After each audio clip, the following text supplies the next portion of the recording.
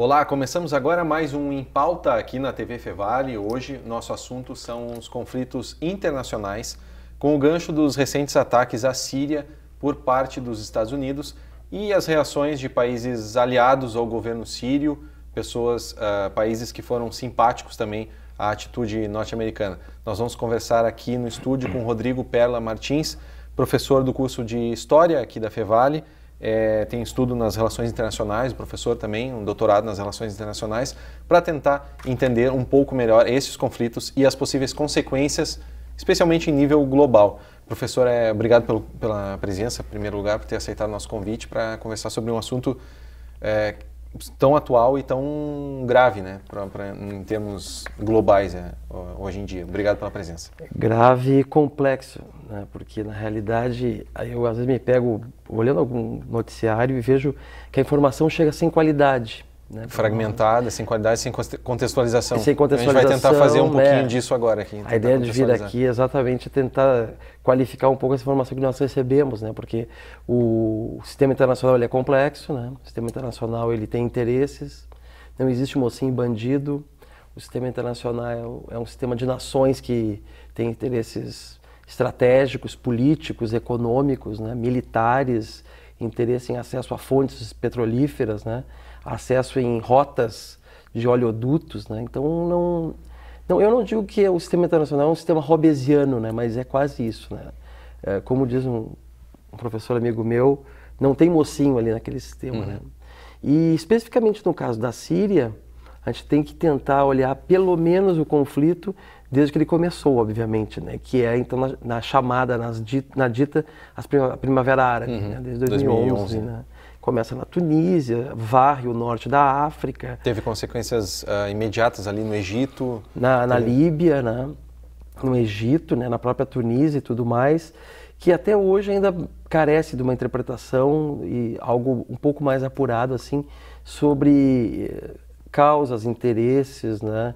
Se de fato se esperava aquilo que aconteceu, porque muitos dos eventos, seja em sociedade interna, seja no sistema internacional, às vezes se sabe como começa e muitas vezes não se sabe como termina, né? Porque tem coisas que escorrem entre as mãos, tem interesses às vezes obscuros que aparecem, né, como variáveis do sistema que, causam forças que dissuadem aquele momento. Bem, no caso, eu sou muito reticente, muito cético em relação à Primavera Árabe, aquilo que foi dito como algo de levar liberdade e democracia para alguns povos, que eu tenho reticência sobre se as suas estruturas sociais aguentam, né, percepções ocidentais, conceitos ocidentais, né?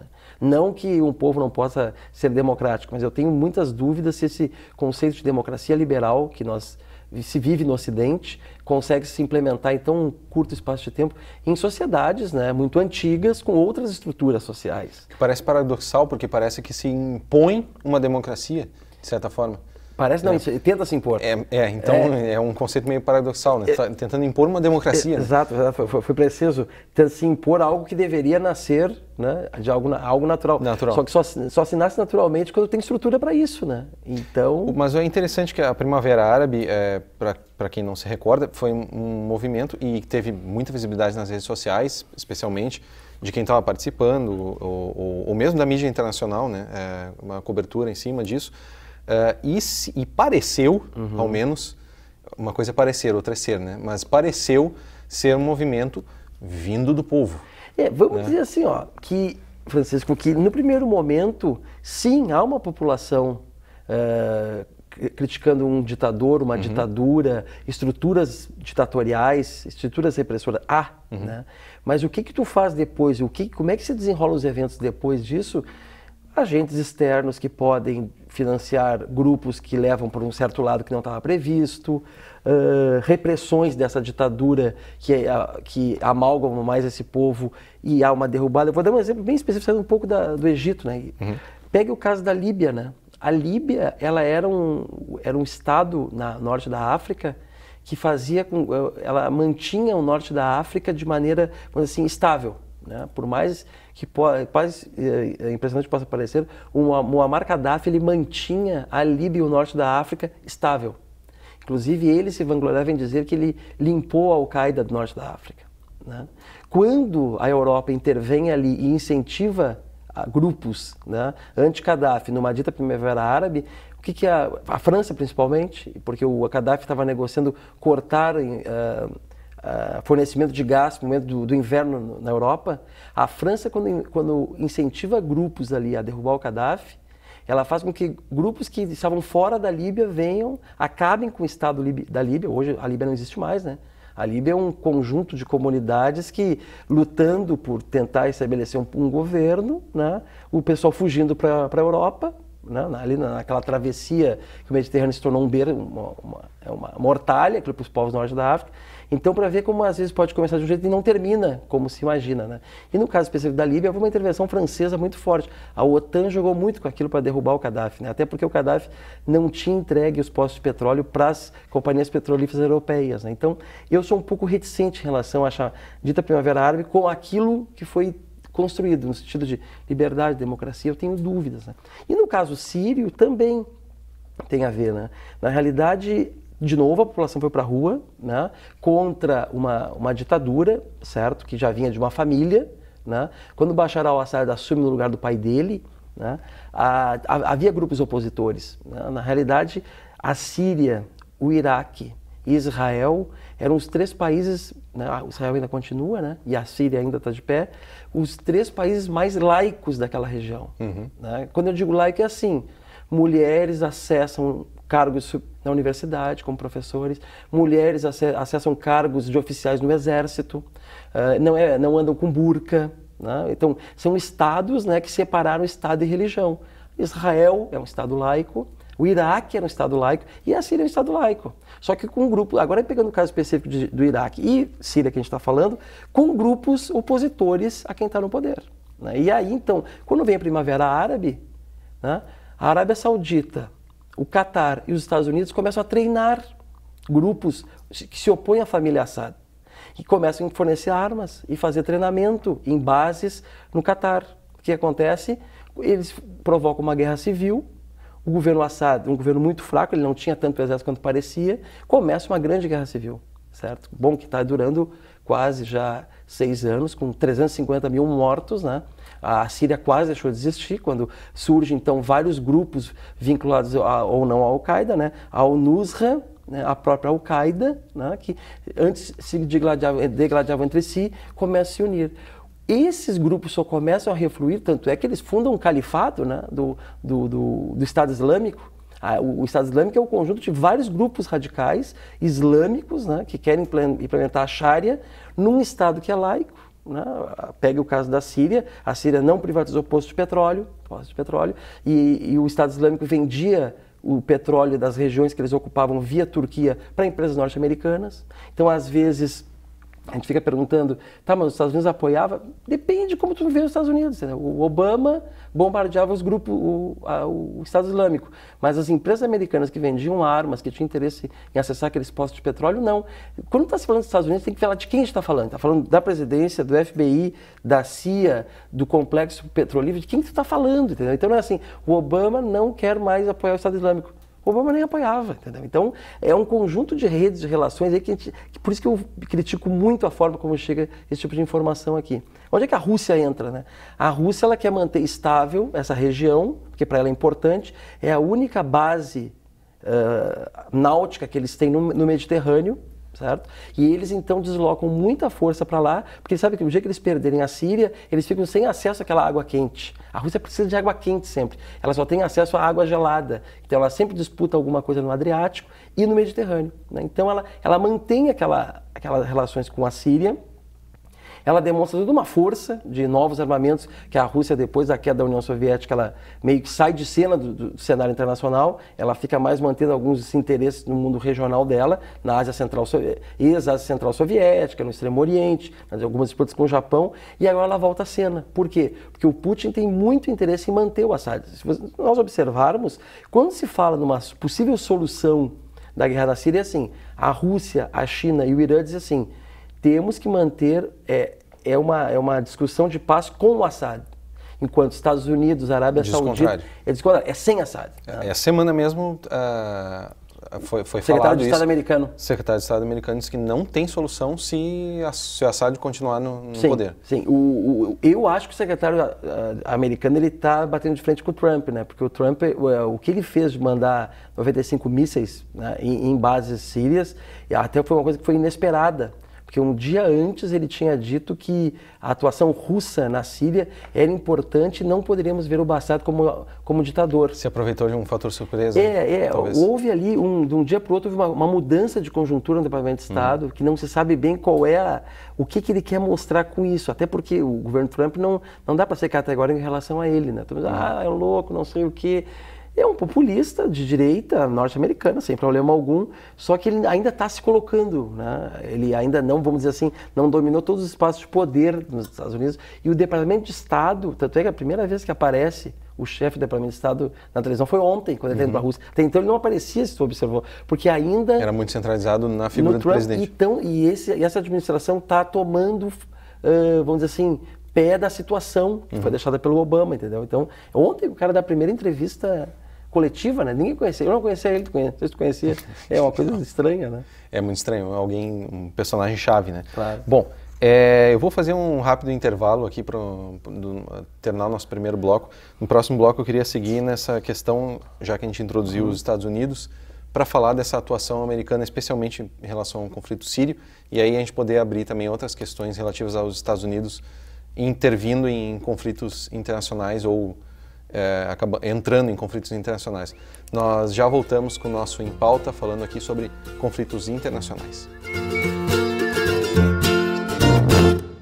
Estamos de volta com o Em Pauta de hoje, falando sobre conflitos internacionais, as possíveis consequências em nível global, tomando como gancho o recente conflito na Síria. Estou aqui com o professor Rodrigo Perla e a gente comentava no bloco anterior, professor, sobre a atuação principalmente dos Estados Unidos nesse conflito, os motivos que levaram a esse recente ataque, esse recente bombardeio. E eu queria seguir um pouquinho mais nessa questão, porque não tem como falar em conflito internacional, não vou nem dizer atualmente, mas desde sempre, sem falar nos Estados Unidos. Essa atuação americana, nesse conflito especificamente, comentava que teria a ver com uma postura do governo Trump de tentar entender onde que está pisando, qual é que é a configuração hoje no mundo. Talvez esse conflito pode ter sido um teste para ver como é que a conjuntura internacional vai reagir a essa atitude, ou isso foi muito bem arquitetado?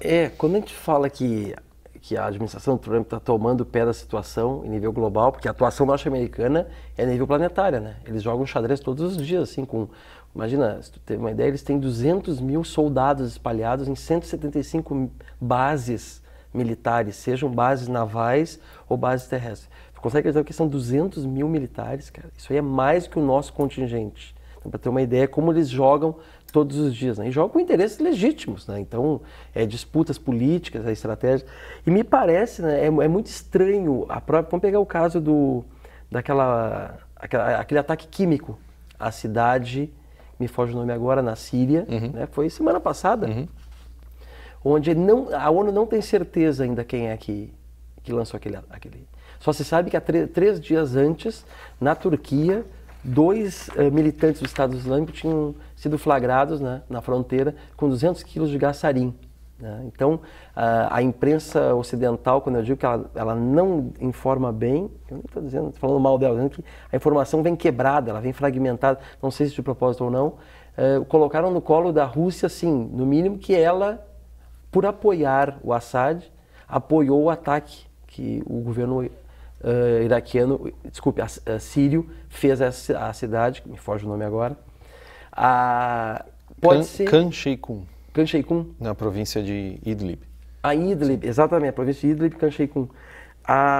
Pode ser uma possibilidade de ser o governo Assad? Pode, não tem problema não, porque o Assad, algumas províncias que é mão de ferro mesmo, até porque é uma província dominada pelo Estado Islâmico, não é para descartar, mas é que não existe uma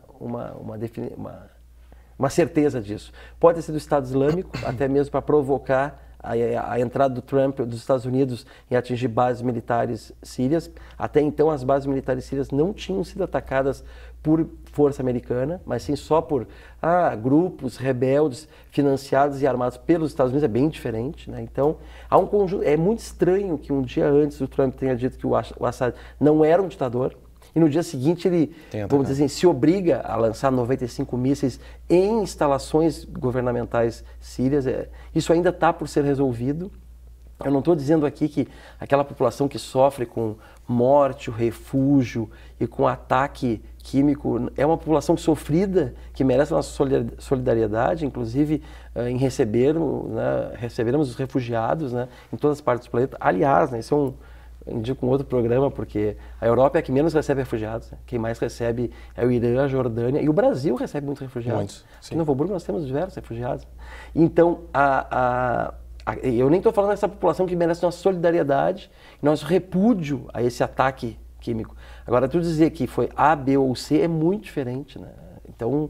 O senhor considera que isso foi talvez um julgamento... um pré-julgamento da mídia no geral? Sim, assim? Da própria ONU. É um pré-julgamento, não se tem certeza ainda. Não se tem.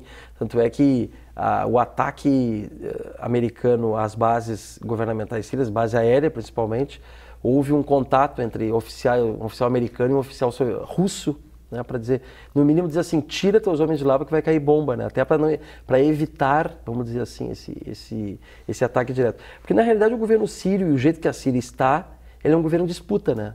As potências, imagina, tem mais de 23 países sobrevoando a Síria, atacando, armando, né? Então do lado dos grupos rebeldes tem Estados Unidos, a OTAN, né?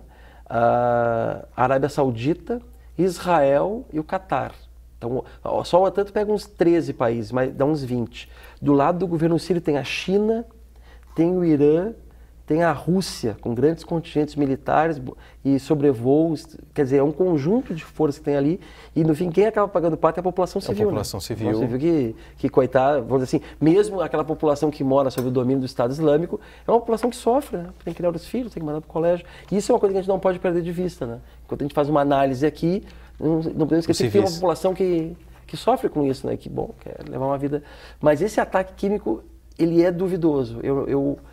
Eu pediria para as pessoas assim, a não serem categóricas em afirmar, foi esse. Pode ter sido o governo sírio, como eu disse, pode, é um governo, né, que tenta se recompor na mão de ferro. Né? Pode ter sido um ataque do Estado Islâmico, pode também, qual é o problema? Né? Então, eu acho que ele é um estopim para algumas coisas, e até mesmo uma reviravolta.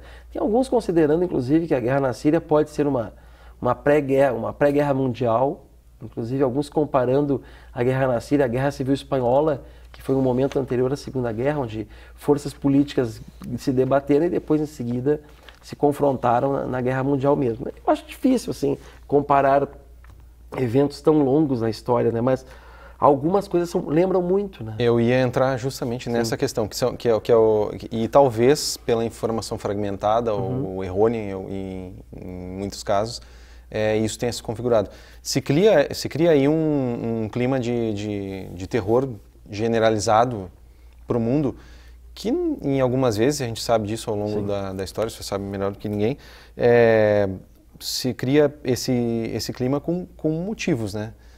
Se cria um cenário, né, para favorecer essa ou aquela reação, para que se possam configurar cenários interessantes para um ou para outro. O senhor considera que isso esteja talvez acontecendo agora? Porque depois em função desse conflito de interesses, criar um clima de terror e de alerta, estado de alerta, assim? Depois das plataformas, vamos dizer assim, de relacionamento, vamos dizer assim, Facebook e tudo mais, a coisa anda muito mais rápida a informação, né? E aí pode se criar climas ou não, né? Mas interesses econômicos para conflitos, isso o século XX ele já demonstrou que é factível, né? Desde a Primeira Guerra Mundial em 1914, há 100 anos atrás, né? Estamos no processo 100 anos da guerra, a guerra foi de 14 a 18, se chegou à conclusão que tem gente que lucra com a guerra. Fábricas de armamento, fábricas de mantimentos, né? Fábricas de... Bem, tudo que se imagina.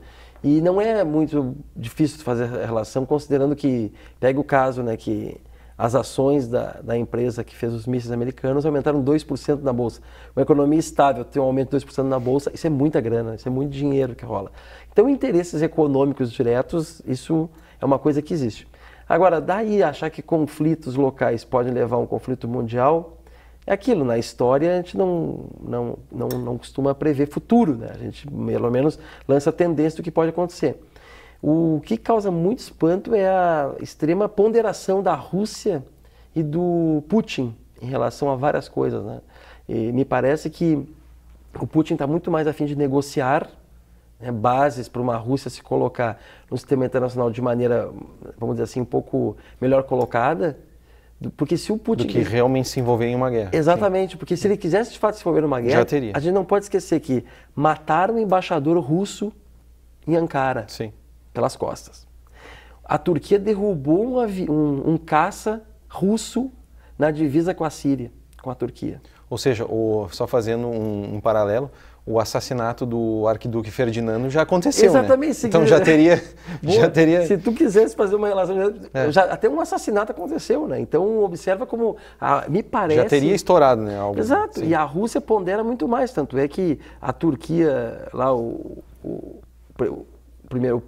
presidente turco chamou o Putin, houve um pedido de desculpas. Claro que a Rússia tem muito interesse em manter uma Turquia neutra, ou pelo menos não contra a Rússia, né? A Turquia também faz divisa com a Síria, tem interesses, recebe muito refugiado. Agora, né? se fala também, e talvez seja, não sei, vou jogar a questão, né? O que se fala que talvez seja mais factível que aconteça é não uma terceira guerra mundial, mas sim uma retomada de uma dinâmica de Guerra Fria. Sim. Então, considera que isso talvez seja um pouco mais factível? Tem autores que consideram que a Guerra Fria não acabou, né? Que ela seguiu. Ela seguiu em nível regional, em interesses regionais, né?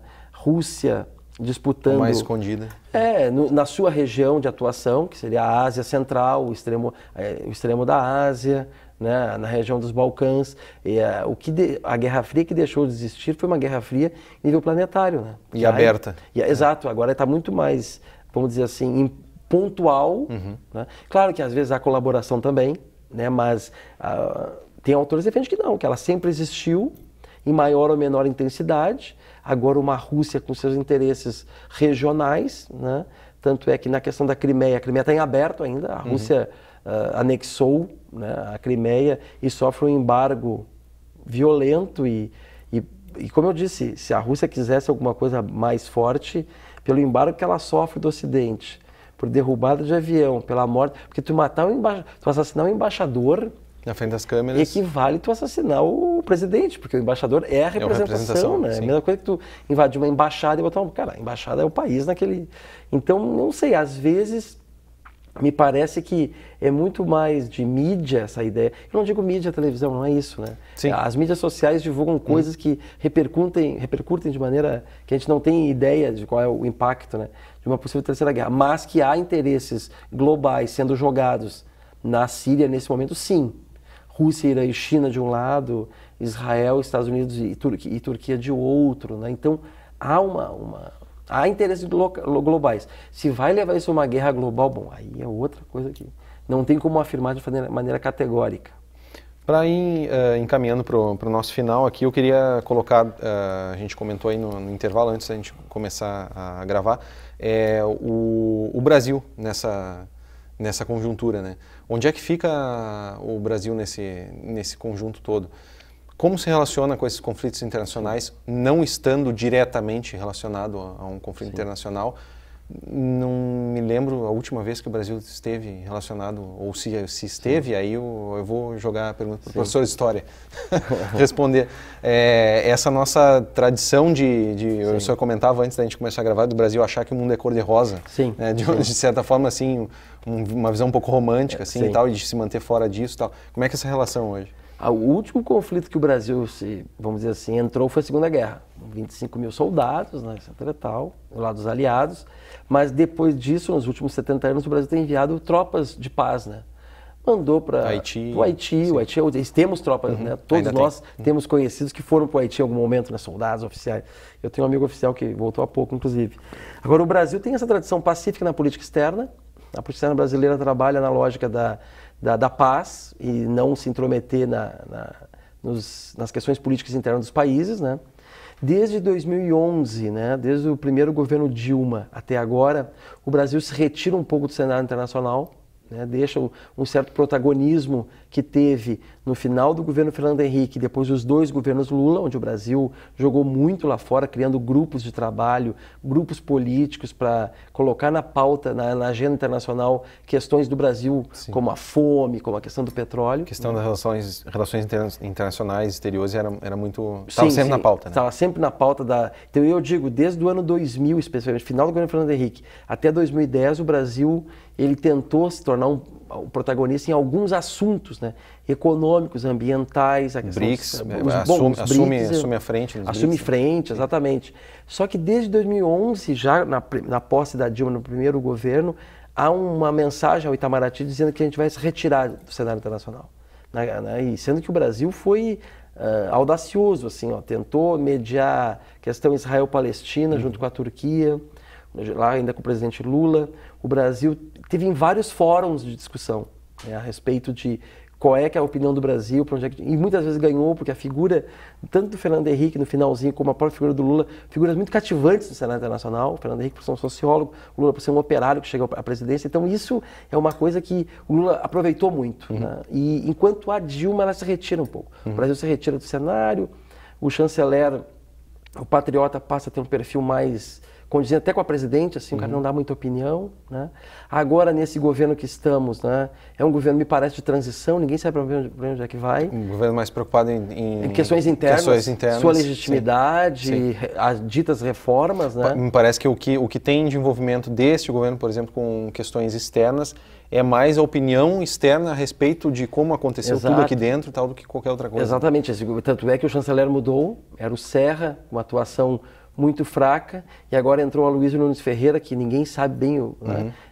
Até está uma incógnita como é que o Itamaraty, enquanto estrutura de Estado brasileira, está vendo essa transição. Nesse momento, né, a única coisa que afeta diretamente o Brasil no conflito da Síria, de maneira específica, é que até 2014, por incrível que pareça, o Brasil tinha recebido 4.000 famílias sírias, inclusive com famílias acessando o Bolsa Família. Famílias que precisavam do visto humanitário, de serem colocados, de acessar algum subsídio para comer e se alimentar. Que chegam aqui sem nada, absolutamente nada. Né? E o Brasil conseguiu, basta ver a questão do Haiti, os haitianos chegavam via Acre, ganhavam visto humanitário já para conseguir trabalho, um conjunto de coisas. Isso também mudou. Né? O Brasil já até, esses dias andou dando um problema, porque em torno de, se eu não me engano, 200 pessoas, se eu não me engano, da Síria, estavam trancadas no aeroporto de São Paulo porque não tinham visto de entrada. Né? Então, atualmente o Brasil está se retirando muito, a ponto que a gente não está nem recebendo essas pessoas que precisam de um local, pelo menos, seguro para morar. Né? Então, ainda temos que esperar um pouco mais. Professor, muito obrigado pela tua presença aqui. A gente teria muito mais tempo, muito mais coisas para discutir aqui, infelizmente.